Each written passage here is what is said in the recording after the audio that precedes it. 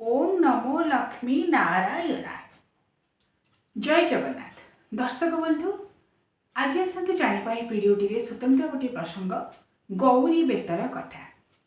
जड़े दर्शक प्रश्न करते आम जिते सुदशा व्रत पालन कर माँ महालक्ष्मी उद्देश्य सुदशा व्रत बही लिखाई माँ महालक्ष्मी पाखे सुदशा व्रत दिन गौरी बेत को स्थापन कराए।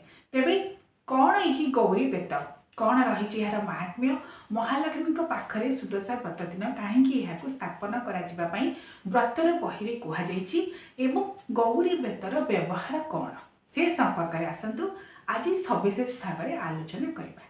आपण मैंने देखिथे दर्शक बंधु, जितेबाला आपण पुरी श्रीमंदिर जाउछंती महाप्रभु दर्शन करने से जोड़ी बेत बोली जहाँ कहुए जाऊली बेत बोली कहुए, से जोड़ी बेत धरी प्रतिहारी सेवक माने साधारणतः मंदिर में उपस्थित थांती। श्रीमंदिर मध्य सिंहद्वार पाखठार आरंभ कर चारि द्वार पूर्व काल में चारि द्वार प्रतिहारी माने रहुथिले। ता सहित कूर्म बेढ़ा पार हो जितेबाला आपण भितर बेढ़ा को जीवे जगमोहन द्वार दे पशिबे, सेठी मध्ये आपण माने प्रतिहारी सेवक मानक देखिबे। हाथ में तांकर थिबो एही जोड़ी बेत बा जाऊली बेत बा जहाको आमे गौरी बेत बोली कहिथाउ। कहा जाए महाप्रभु श्री जगन्नाथंकर एही जोड़ी बेत बा गौरी बेतर माड़ जदि बाजे, अर्थात जदि आपणक शरीर को ताहा स्पर्श करे, मस्तक को स्पर्श करे, जन्म जन्मांतर पातक कल्प कल्पांतर पातक दूरीभूत हो जाए। से अनेक व्यक्ति से जोड़ी बेथर माड़ खाइबापी मने मने आशा पोषण कर श्रीमंदिर मध्य को प्रवेश करते। तेबे से जोड़ी बेत कौन, कहीं श्रीमंदिर मध्य ताहार व्यवहार रही, कहीं से जोड़ी बेत द्वारा भक्त मान मस्तक स्पर्श कराए से जोड़ी बेत को से संपर्क में सुंदर कथा रही। आम जिते महाप्रभुंर दर्शन पर जाऊ से कहुए मनर समस्त आबिलता, समस्त प्रकार दूरित दुष्कृत भावना को दूरीभूत कर मन को स्वच्छ करने आम महाप्रभुंर शरणापन्न होता पूर्वर मन मध्य स्वच्छ भावना आने जोड़ी बेत काम करे विश्वास कराए।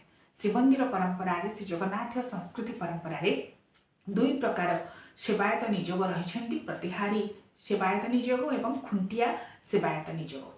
यही दुई सेवायत निजोगर सेवक माने सेमाने ही जोड़ी बेत को धारण करते विभिन्न समय। वर्षर प्रत्येक समय जितेबाला से प्रतिहारी सेवा करते हस्त में जोड़ी बेत बा गौरी बेत शोभा पाई था।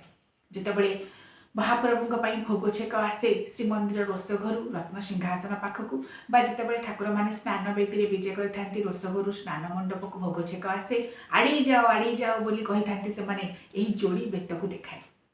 दुईटी बेत बोली ताहा नाम होउची जोड़ी बेत। तेज दर्शक बंधु, जोड़ी बेत आमको कौन शिखाए, कौन बार्ता दिए? आम जीवन में अनुकूल प्रतिकूल परिस्थिति रही, सुख दुख रही, दिन राति रही, समस्त प्रकार जोड़ी भावना द्वैत भावना को यह संकेत देता है प्रतीकात्मक भाव में। तेणु श्रीमंदिर में जो प्रतिहारी सेवक खुंटिया सेवक से जोड़ी बेत को धरी था, जितेबाला भक्तटीए श्रीमंदिर मध्य को प्रवेश करे से जोड़ी बेतर तार मस्तक को स्पर्श करते आम जहाँ को कहता जोड़ी बेत द्वारा बाड़ेली बोली द्वारा मन मध्य समस्त आबिलता दूरीभूत हो जाए, समस्त प्रकार जो कुभावना दूरीभूत हो जाए, तामसिक प्रवृत्ति दूरीभूत हो जाए और तापर स्वच्छ भावना नहीं आम महाप्रभु पाखक दर्शन करने को जाता। एवं यही जो जोड़ी बेत बा गौरी बेत दुर्गोत्सव समय विशेष भाव में पूजा कराए। जितेबाला माँ विमला पीठरे षोड़शोपचार दुर्गोत्सव आरंभ हो जाए, माँ विमला जितेबाला निद्रार जाग्रत हुई मूलाष्टमी दिन तांकर सहस्र कुंभाभिषेक हुए, षोड़शोपचार पूजा आरंभ हुए, तापर माँकर षोड़शोपचार दुर्गा पूजार जितेबाला शुभारंभ हुए से जोड़ी बेत को माँ पाखे रखी पूजा कराए। दशहरा दिन जितेबाला माँकर घट विसर्जन कराए, पूर्णकुंभ कलश जहाँ सब बसी थाए, आम घर मानक नवरात्रि पालन कर घट विसर्जन करपरी भाव में से दशहरा दिन घट विसर्जन दिन जोड़ी बेत को आस्थान उठाई आनी ठाकुर मानकर श्रीअंग लगी कराए, महाप्रभुंर श्रीअंग लगी कराए। से जोड़ी बेत जहाँ बेत माड़ कराए श्रीमंदिर में महाप्रभुंर श्रीअंग लगी श्रीअंग स्पर्श होता से जोड़ी बेत से कहुए कालिया बेत माड़ बाजिले समस्त प्रकार पातक छाड़ी जाए, समस्त प्रकार पाप छाड़ी जाए। तेणु ये हूँ श्रीमंदिर गौरी बेत बा जोड़ी बेतर कथा। तेबे घर मानक जहाँ घरे माँ दुर्गा कुलदेवी रूप में पूजा पाई इष्ट देवी रूप में पूजा पाई जो मैंने घरे माँ का 16 पूजार दुर्गा पूजा करती नवरात्रि घट बसाई नवरात्रि पूजा करती महासप्तमी महाअष्टमी महानवमी त्रिदिनात्मक भाव में माँ पूजा करती से गोटे विधि रही माँ ये जो गौरी बेत बा जौड़ी बेत को रखिक अनेक व्यक्ति पूजा करती कहीं याद्वारा घर समस्त प्रकार जो नकारात्मक शक्ति नकारात्मक ऊर्जा ताहा दूरीभूत हो जाए माँ का आशीर्वाद समस्त प्रकार सुख शांति समृद्धि घरे परिपूर्ण हो रही है एवं माँ का प्रत्यक्ष आशीर्वाद ये जोड़ी बेत बा गौरी बेत द्वारा मिलता है तेणु जो मैंने दुर्गोत्सव घरे पालन करती माँ दुर्गा को घरे रखी साधारणतः अनेक व्यक्ति घरे जोड़ी बेत को रखते स्वतंत्र भाव में बाउंश प्रस्तुत होता से जोड़ी बेत दुईटी बेत चाउड़ी बेत बा गौरी बेत ताहां रखी दुर्गोत्सव समय पूजा कराए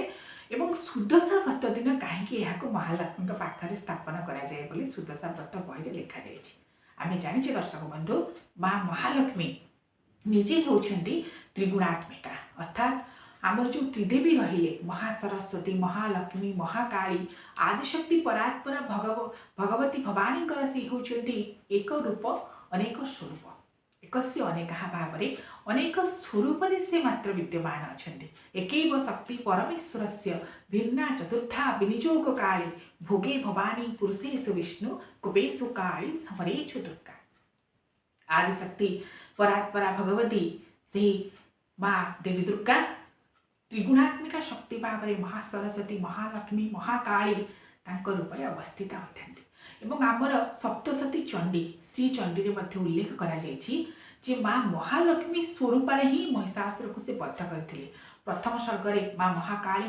संपर्क में वर्णना कर स्वयं श्रीहरि नारायण विष्णु जिते जोगनिद्रा महाकाली से आद्याशक्ति भवानी कोल अनेक वर्ष धरी शयन करते जितेबाला ब्रह्मा प्रार्थना कले से माँ आदिशक्ति को सेतबेले सी महाविष्णु को निद्रा जागृत कराइले एवं ता द्वारा मधु कैटव दैत्य दुई को बध करते से होती महाकाली स्वरूपा एवं महालक्ष्मी स्वरूप स्वयं संपूर्ण हो से महिषासुर को बध करते कहुई आमर 10 महाविद्यारे तंत्र कमला उपस्थित अच्छा आप देखिए 10 महाविद्या काली तारा षोडशी भैरवी भुवनेश्वरी छिन्नमस्ता धूमावती मातंगी बगुलामुखी और कमला 10 महाविद्यार शेष महाविद्या होती माँ कमला तंत्रोक्त विधि में माँ महालक्ष्मी को पूजा कराए तंत्रोक्त कमला देवी बोली कहुए से महालक्ष्मी होती त्रिगुणात्मिका स्वयं अन्नपूर्णा वैष्णवी शक्ति श्रीहरि नारायण विष्णुंकर आह्लादिनी शक्ति तांकर प्राणप्रिय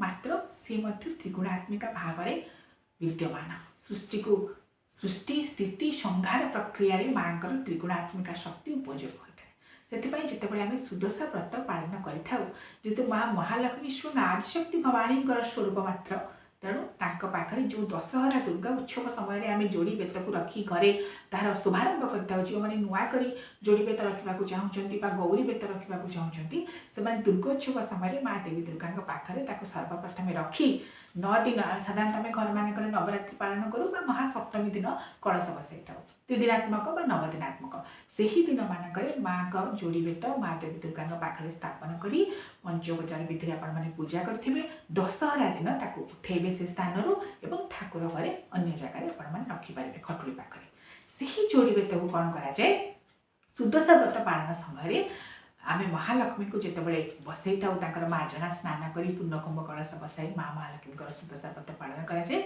से समय माँ महालक्ष्मी बाम भागे से जोड़ी बेत को स्थापन कराए जेपरी भाव में आम माँ को गंध पुष्प धूप दीप नैवेद्य दे पूजा करपरी भाव में से जोड़ी बेत को गंध पुष्प धूप दीप नैवेद्य दे चाहिए आपने पूजा करें कहुए सुदशा व्रत बही जहाँ लिखाई जे व्रत जो मैंने पालन करते नूतन व्रती हूँ पुरातन व्रती हूँ से सुदशा व्रत पालन करने समय माँ महालक्ष्मी के उद्देश्य जो 10 संख्या विशिष्ट फूल फल नैवेद्य दीप जहाँ कि देवे 10 मुठी चाउल देवे ताकि से जोड़ी बेत को समर्पण आपने करेंगे जिते महालक्ष्मी के उद्देश्य मंत्र उच्चारण करेंगे से गौरी माँ गौरी उद्देश्य जो जोड़ी बेत थी उद्देश्य आपने से भोग से दीप से धूप देखई पारे प्रदर्शन करें କାରଣ ତାଦ୍ୱାରା ମହାଲକ୍ଷ୍ମୀଙ୍କର ଶକ୍ତି ଏବଂ ମା ଗୌରୀ ମା ପାର୍ବତୀଙ୍କ ଶକ୍ତି ମହାକାଳୀଙ୍କର ଶକ୍ତି ମହାସରସ୍ୱତୀଙ୍କ ଶକ୍ତି ସେ ଯୋଡ଼ି ବେତରେ ଆବିର୍ଭାବ ହୋଇଥାନ୍ତି